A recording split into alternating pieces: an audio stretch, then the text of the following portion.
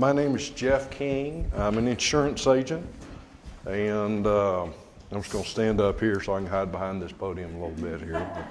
But, just a little 30-second ad of who we are. We're Ramey King Insurance. We're an independent agent here in town. We're up in the Access Bank building. Like I said, I've been in this business. My dad was in it, so I was actually third generation in the business. And it's been a good business. I enjoy it. And hopefully a few more years ahead. Being an independent agent, that means we have a variety of carriers to choose from to place your coverage.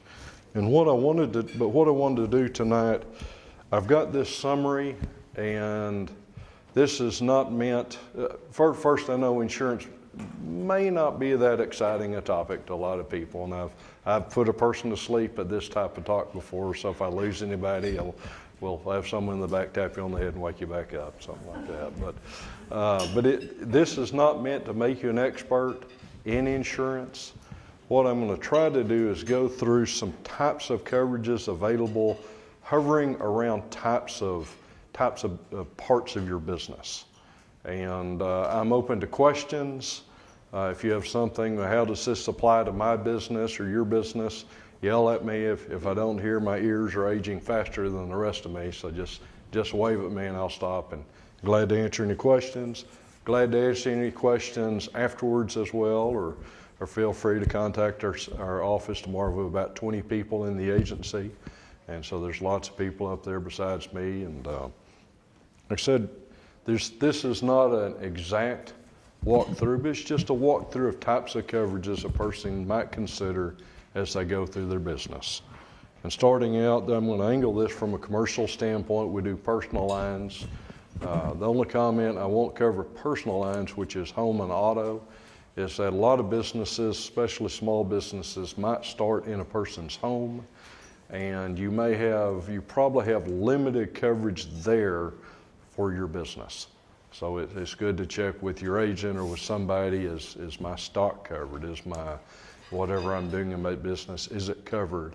And especially as you take it away from your business, if you have a home-based business and you have product going out, or you come to a seminar or something and you've got something out in the field, you probably have very limited coverage. So just bear that in mind, because the interesting thing in a business, obviously we've got all the insurance in the world you want to buy.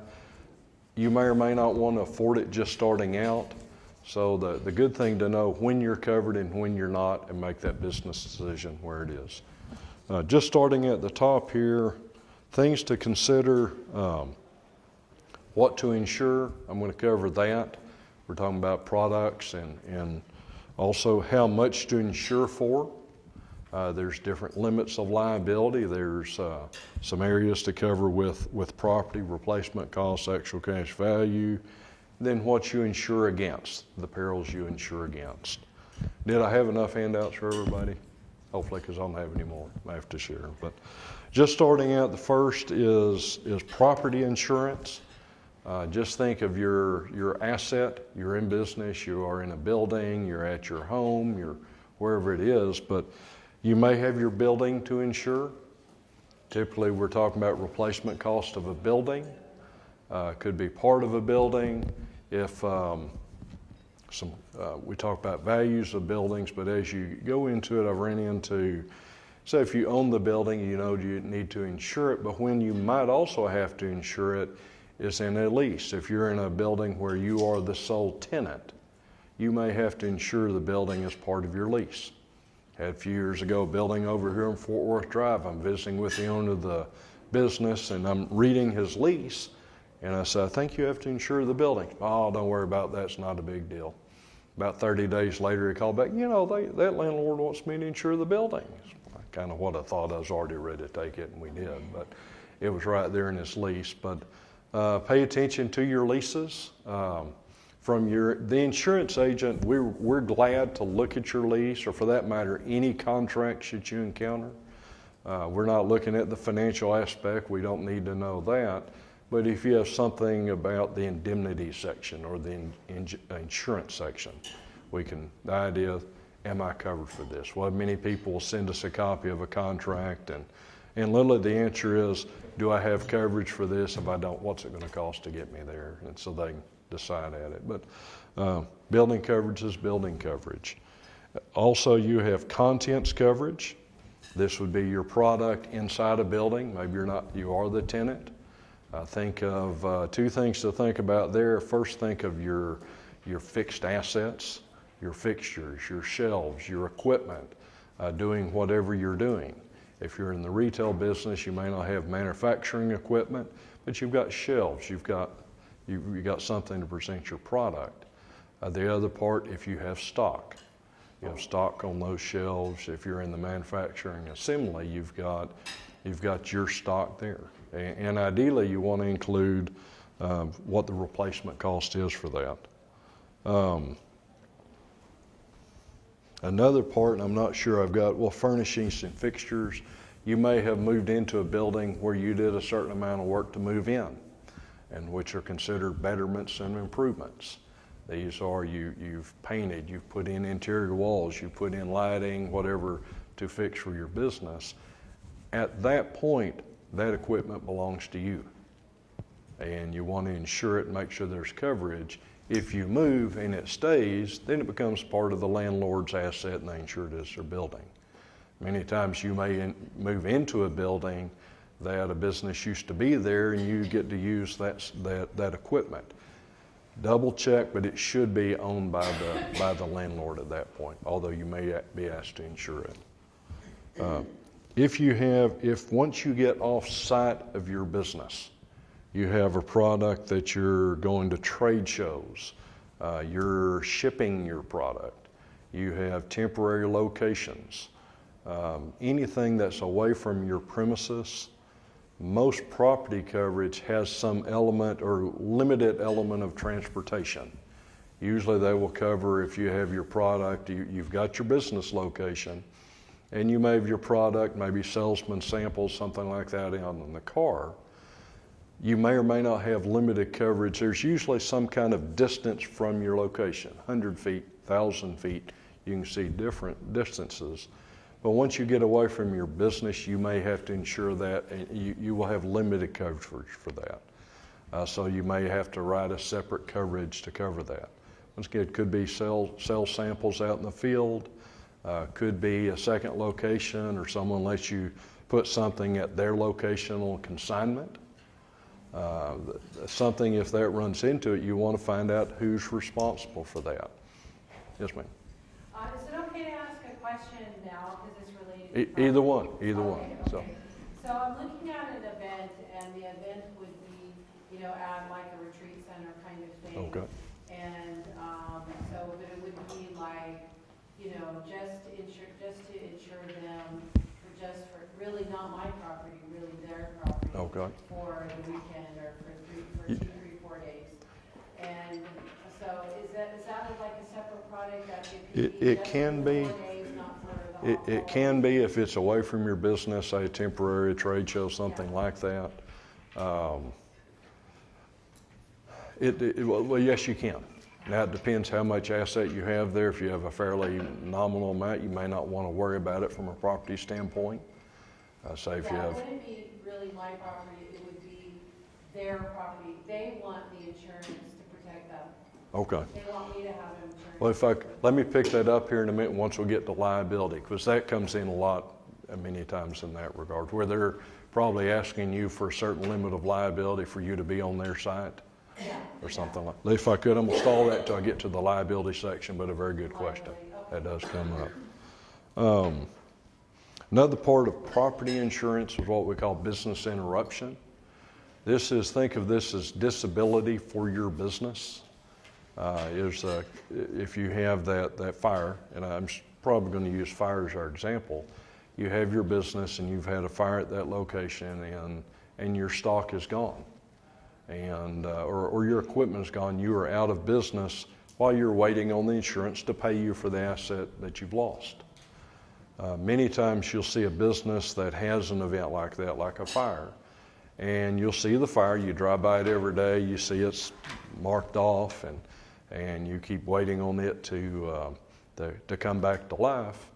And if you see a business that never comes back, most of the time it's not because they didn't have their building insured, their asset insured. They got paid for that, or hopefully they got paid for that. But what they didn't have was insurance to pay for their downtime. And most of the time they can include that very easily in coverage. It's much easier now to include than it used to be. A lot of times it's included. But this would be, it's ideally your lost net income plus your continuing expenses. Oh, yes. Just a case in point, the kitchen I was working at, they had some people, they advertise, the majority of their business comes online, so we sell online. Yeah. The problem was we had somebody that was mischievous, if not devious, if not totally wicked, shut down his site and then intercepted phone calls and stuff like this, just didn't even, I mean, he was shut down. So he lost all of his business for weeks.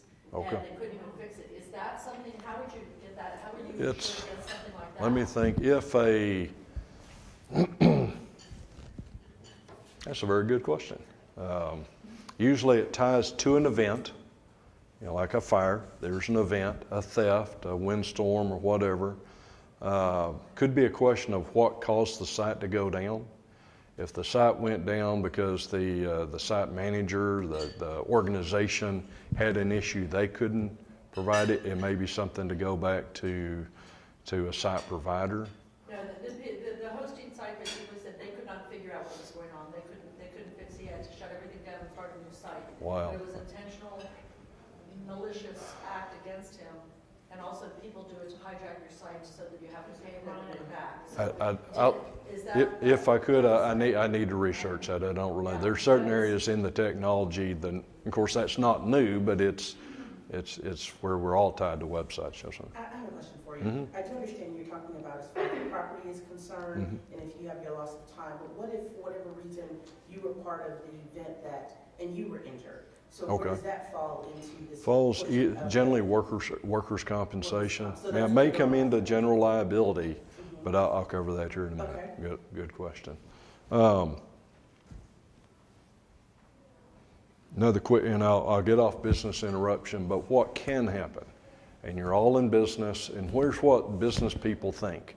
And here's Tuesday, and you say, well, if I have a fire on Wednesday, we're hard working, I'll rally the troops, we'll get in there, we'll sweep it out, and we'll be open Monday, maybe Tuesday at the latest. And we're all hard workers, we have that feeling. But what really happens in most claims, you'll have that fire, and there's a certain amount of, oh my God, this is terrible. What are we going to do? Wringing of hands looking at it. Then you decide, well, we need, and you get it cleaned up, but it's rare to come right back on the business. Then you say, well, we need to get back in business, and I'm going to have to do this. You're waiting on the insurance company to adjust it. Then you get the money, you go to the city, I'm ready, and the city says, we've got this concept called permits. We'll talk about it, see if you can come build back. And it just takes time. Just 30, 60 days is lost, it'll seem like overnight. And while everybody wants to get back, hope maybe the claim isn't that big, maybe it only affects part of the business. But I've seen these larger claims, they just take longer to get handled. And that's if everything comes in line. So business interruption becomes important. Everybody wants to get back business. I've got the same thought. We'll miss a day. We'll miss a weekend at worst. It just doesn't work like that. Quick two things. Employee dishonesty is a property. Think of money coverage, either theft of your money from a third party or employee dishonesty. These are things you have to think about. The employee dishonesty part is you don't see it that often. There's really two types of perils that come from that. These are employees stealing your money or your stock. That most of the time there's two types of exposure. One is the lump sum all at one time, which is rare because it's fairly easy to figure out who got it. Someone closed up last night, you come back, the stock's gone. You might talk to them. Someone's supposed to make a deposit Friday, it didn't make it. Who was making the deposit? The person that didn't come back to work Monday. The scarier one is actually the long-term small amount. And this is the two issues with this. You'll read about this occasionally. Someone has worked somewhere 30 years and they've just been arrested and they stole $1.7 million over just staggering numbers. And the sad thing about it, that's usually the person that virtually controls everything, the most trusted individual. But things like that happen. Bailey coverage, if you have other people's equipment, other people's stock, you may have to insure it separately. There are certain businesses, dry cleaners, repair shops, auto repair shops, where they have other people's equipment and they have to insure that separately. Just keep in mind if you end up with other people's equipment. A quick thought on bonds, and I won't spend a lot of time there, but bid bonds, performance bonds, supply bonds. You may be in business asked to provide a bond that would guarantee your price or a certain contract. Those are something provided by your insurance agent.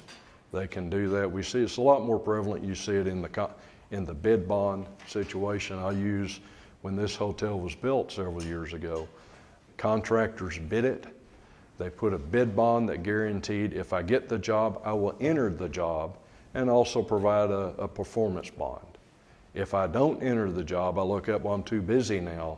They can actually, the carrier, the owner can actually hit that bid bond. It's usually for 5 or 10% of the job to go hire the next lowest contractor. But a performance bond is literally that I will, once entering the job, I will build this building according to timeline, according to price. You've run into that, but also you can have supply bonds where you're guaranteeing a price, a certain timeline. I'm going to supply a certain amount of product to you. Don't see them that often, but it can come up. It may be where you're working with a new client where they don't know you, you don't know them, but they ask for that.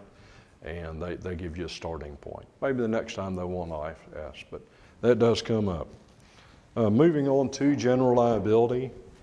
General liability, by definition, covers legal liability for injury to a third party or damage to their property. What does it provide? Literally, legal liability happens when you go before the judge and the judge hammers down, you owe this person that amount. The other part that comes up is if, and I say this to a reasonable person, you would be liable. Most of these cases do settle out of court. What these type of claims are, these are slip and fall type of claims. If I might, you had asked about being on a location or having you go to a trade show or you have some kind of booth or you go to an event and the owner of the event asks for a liability policy. Usually there's a certain dollar amount they're asking for. They are saying you are on my site and if something happens where someone is injured or property is damaged, my lease or my contract is going to say you're liable for it. All the insurance does, it provides coverage for that. Yep. I was renting space in a building in town. Mm-hmm. I was up on the 3rd floor. Okay. And the owners asked me to have insurance that covered anything that happened in the building if it was my patient. Okay. Yep. And I thought that was very peculiar. I was like, if they slip and fall because the floor's wet on the 1st floor, why should I be liable for that? In an insurance perfect world, and I'll use your example, in an insurance perfect world, all parties have insurance. Now we'll use that here. You're up on the 3rd floor. There's 20 people in the building, different businesses, unrelated, and the landlord owns their business. And say there's a property manager who manages it for the landlord. That person comes in, first they're coming to your business, that's where they're going, and they slip on a wet spot on the front door. Most of these, if they're not injured, if they're mildly injured, you won't ever hear about it. But in this way, and I've gotten a little harsh on this, that unfortunately nobody seems to be individually responsible for themselves anymore, especially if they think there may be some money for it. But even say they have a slip and fall and they go to the doctor and even say they were injured and they broke their arm. And I'll come back to what this means, but they may have a deductible. And they may say, well, I want to be reasonable about it, but I'm out $2,000 in my deductible. It'd sure be real neat if someone would pay that for me.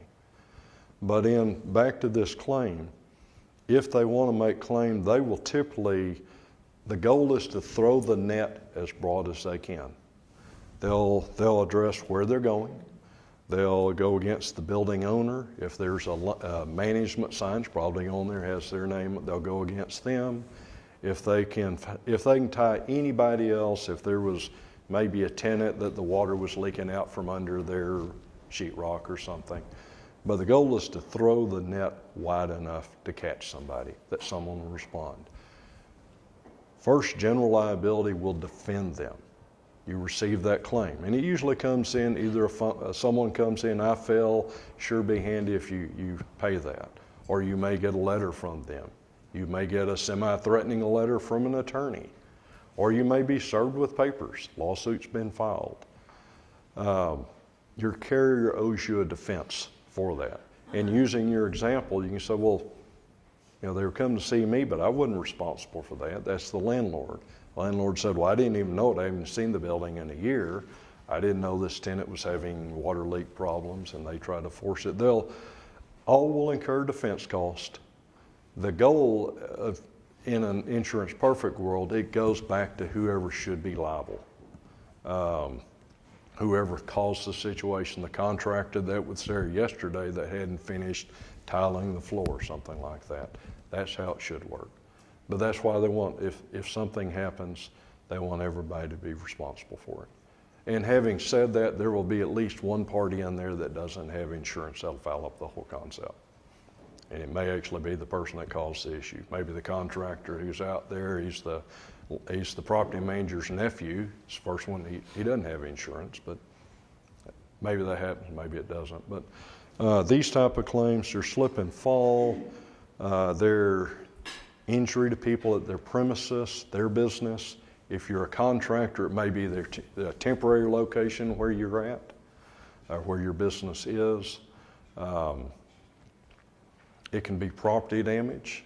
We do a lot of contractors insurance. Could be a plumber out at a site and they accidentally cause a fire that burns a building to the ground or just does damage to a building. That is their temporary premise where they need coverage for that. We've seen it all. Another part of it is actually called products and complete operations coverage. This is you've sold a product, people have bought it, they've taken it home, and it's injured them somehow. Could be food they ate that was bad, misuse of a product. I'm trying to think of some good ones, historic ones. Classic one is not a young example several years ago was the Firestone tires. You go out to your dealership, you buy a car, it's got Firestone tires, you're driving it, the tread comes off that, and you roll your vehicle. In that claim, you're going to go back against the car dealer, the car company, where it actually came out, I believe it was Firestone, had the tires made inferior made, but that became a products liability. Many years ago, the Tylenol scare, where people put cyanide in the Tylenol. These are classic. We don't see these. We read about them in the trade journals. But it could be someone that I get a kick, and I watch this stuff, but you buy something, and it tells you, please don't stick this in your eye, things like that. So who does that? Someone did it, and someone caused the lawsuit. Why would you even use that product for that, or why would you think? But things like that happen. Another thing comes up called professional liability. It is considered liability, but it is a different coverage. You'll hear it referred to as professional liability, errors and omissions, or malpractice. These are things that, now malpractice, or in medical, these are things usually people have been injured by work done. But many times these can be things where the advice given was wrong. And I can think of an engineer or an architect designing this hotel.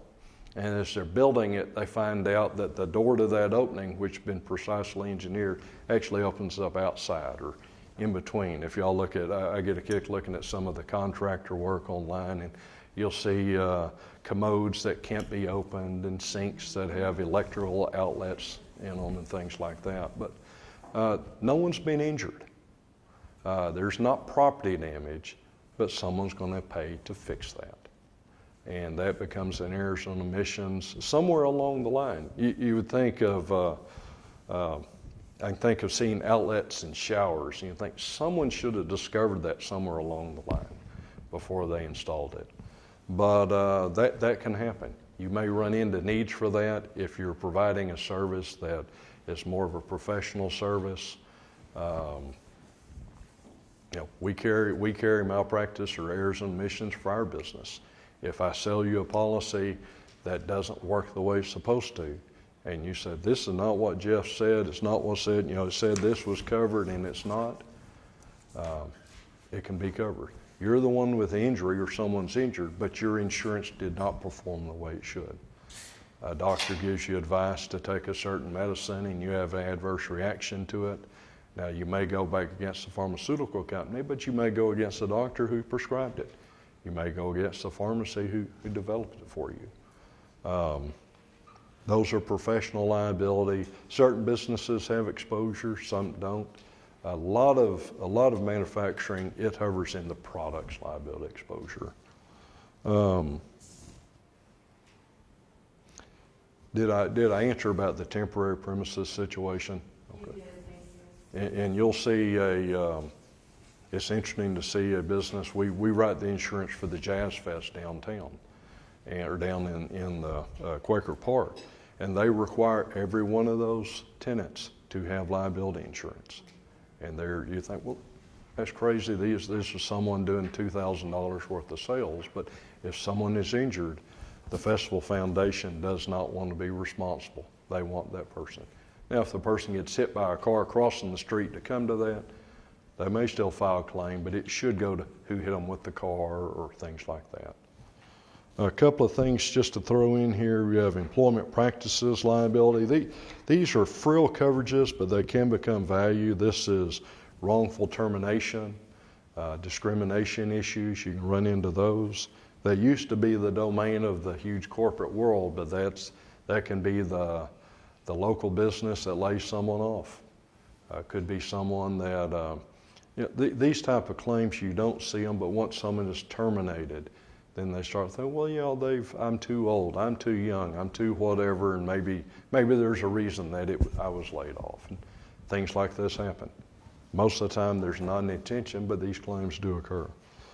Employment benefits liability is related to that.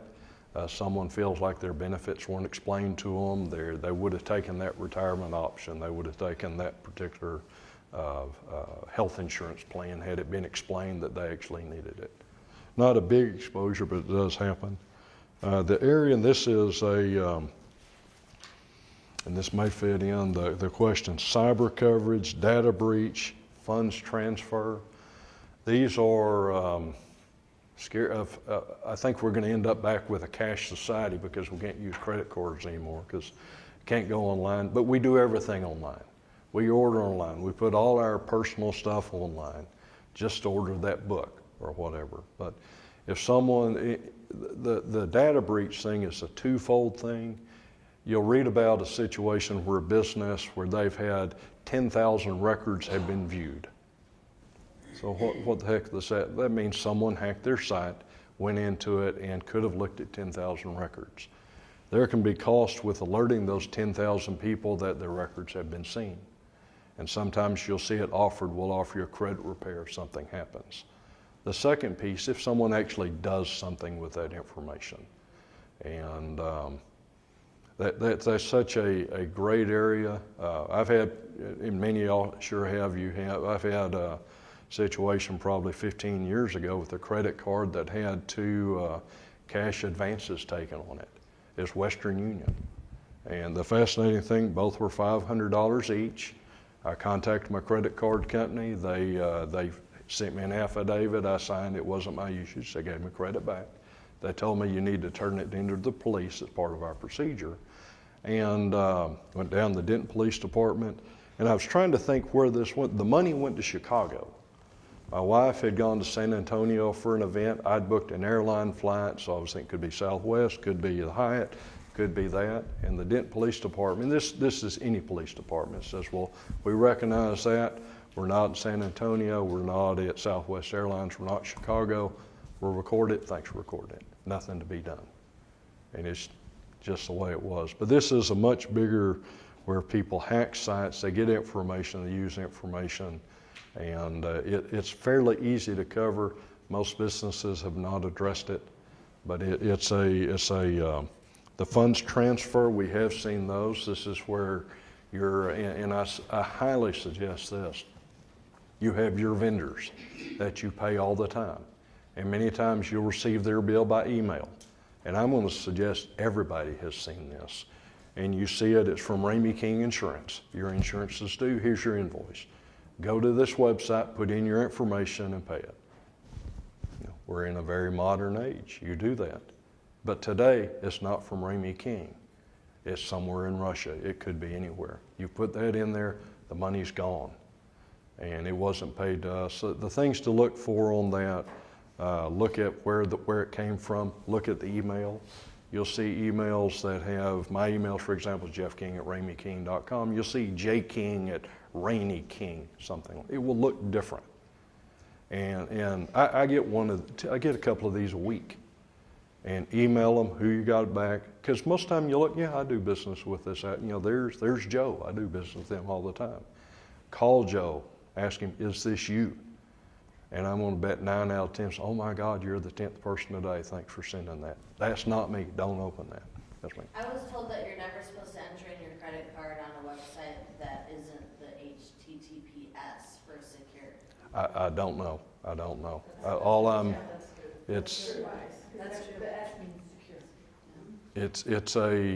It's a scary proposition. I've seen claims under this, and I don't really know.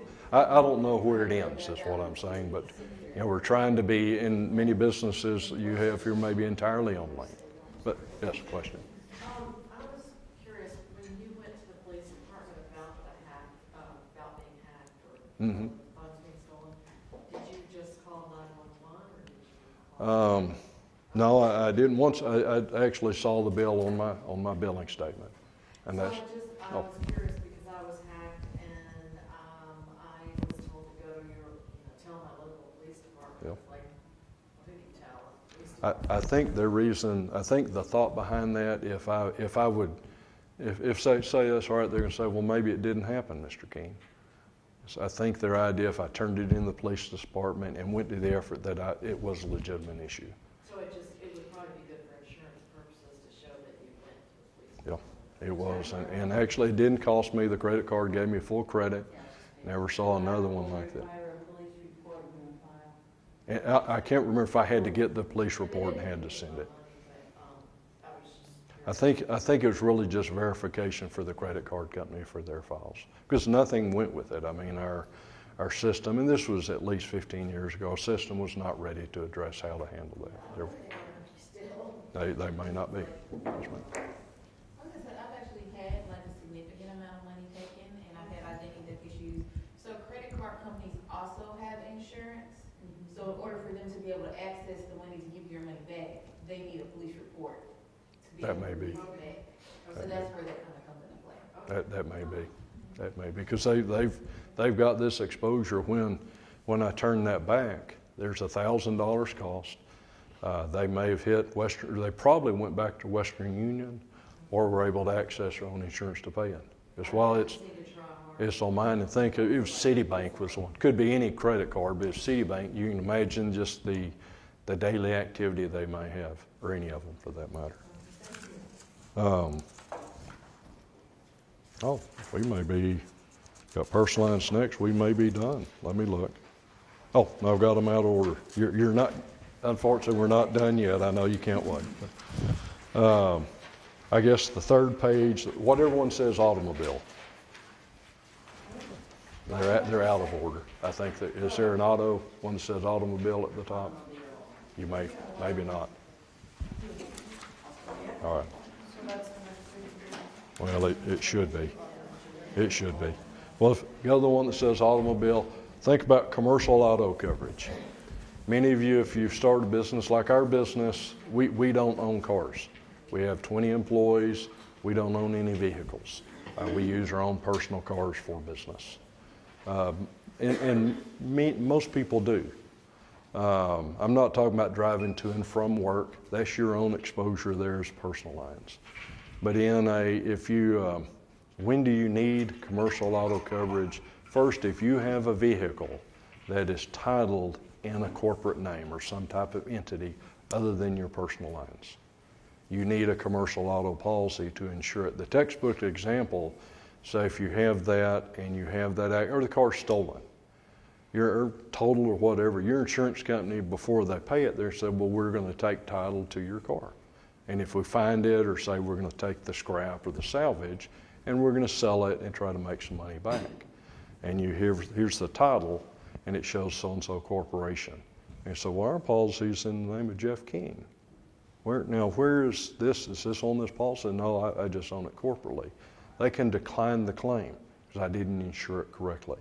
So if you have a vehicle that's in a corporate name, many people, that's where the money is, so they'll use the corporation or the entity to buy it, or the LLC to buy it. But if you do, you need to put that in the name of that entity. And it may, commercial auto, just rule of thumb, cost about 50% more than personal lines because it's rated commercially. Yep. Okay, so if I use a personal vehicle Mm-hmm. and for business use, Yep. does it change anything if I put the company name on the back windshield or something like that? Don't think it does. I don't think it really does. I'll visit. I'll get around to how to address that because most of us, what do we do when we've got our personal car? The other, if you have a vehicle, even it is your personal car, but employees drive it all the time. And I'll see this a lot in contracting where the owner of the business owns 3 or 4 cars and he gives them all to his foreman. And the foreman drive it all the time. They'll still actually be covered to say that foreman has an accident in that car. It's titled individually. Most of the time, his personal policy is going to cover the first claim. They're going to say, well, who was Joe? Well, he's my foreman. Was this his car? No, it's my car. Well, why is he driving? Well, I provide it to him as part of. Well, they say, well, tell you what, we're going to cover this claim, but we're going to cancel your coverage. Change in hazard, you're using it for business. That's just a rule of thumb. I'm sure that comes up more often, but back to personal lines. So what do we need? We have our own car. Most of the time, 50%, 80% time, we're just using it ourselves. Nothing needs to be changed at that point. But what the business needs is what's called hired non-owned auto. What it does, the non-owned piece provides liability for the business for employees using their cars in the course of business. It does not replace their personal liability. But if they have that accident that pulls your business into it, it will protect your business. And what is it called again? It's hired non-owned auto. And it's the non-owned piece that comes into play. Not a big deal, it's very inexpensive. Most of the time will be included in a business owner's policy. Trying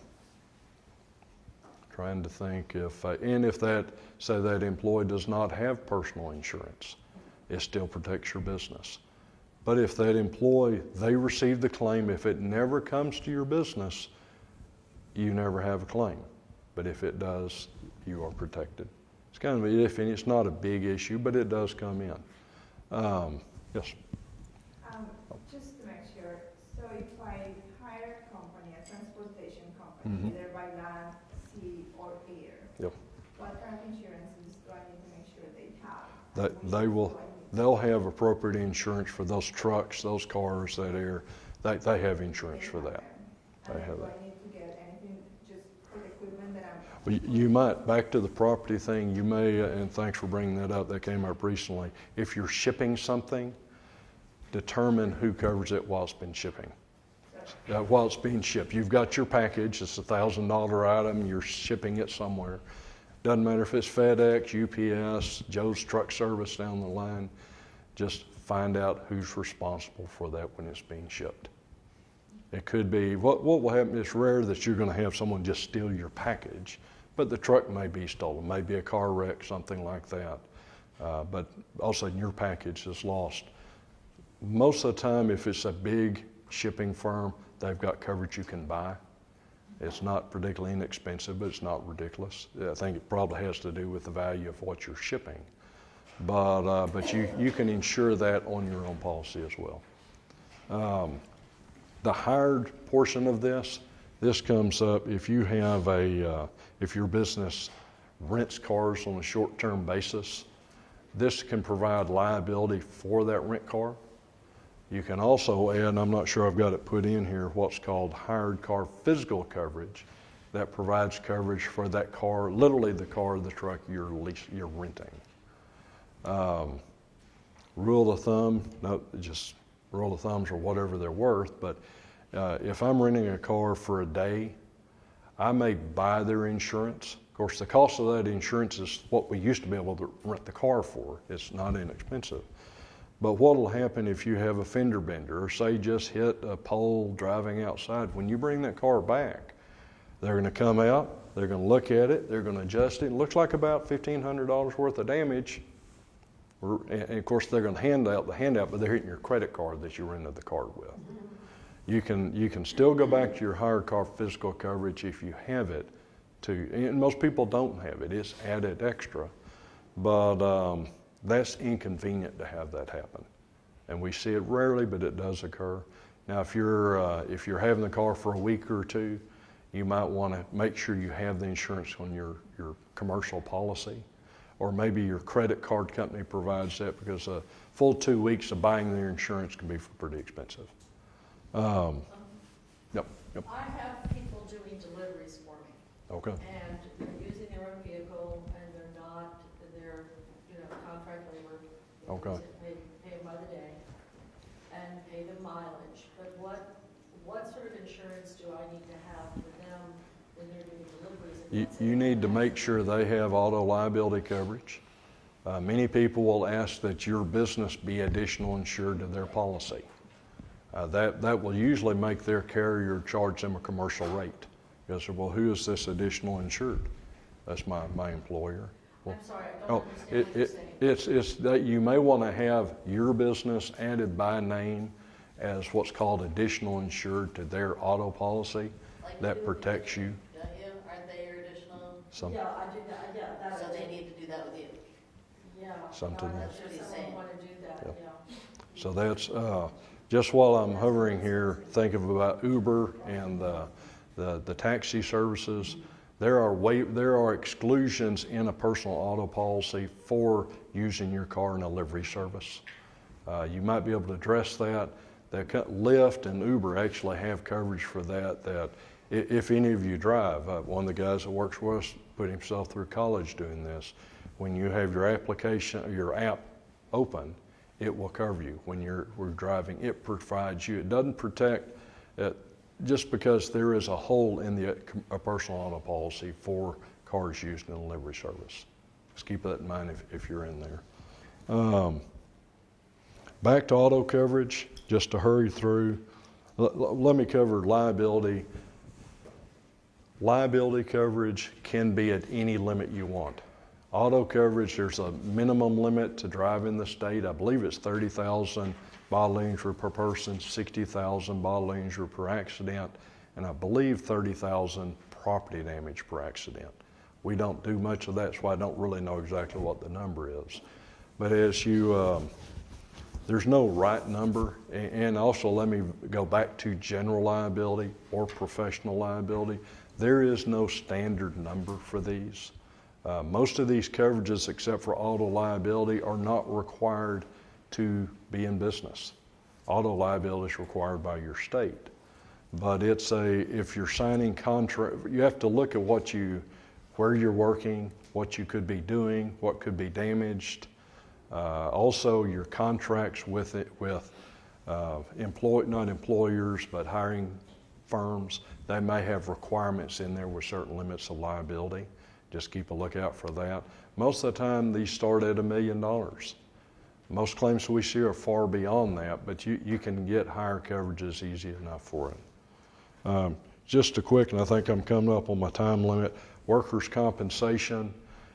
Workers' comp is optional in the state of Texas, but what it does, it pays your employees who are injured on the job or work-related accidents. It's a strict liability coverage. If you carry workers' comp and your employee is injured, you're held strictly liable for it. It doesn't take a Harvard-educated attorney to determine that. The workers' comp will pay what the state says you owe them. You can add yourself to be covered to that policy, And you think, well, why would you do that? I'm not going to sue my business, and most people aren't. But you could be injured in your business. My brother and I own our business. We cover ourselves on our workers' comp. It's fairly nominal. I have a insurance agent that's a low hazard. And our health insurance does not cover work-related injuries. I could be injured. It's something to compare to. Now, our agency does a little health insurance, so I can't claim expertise in that, but it's worth looking at.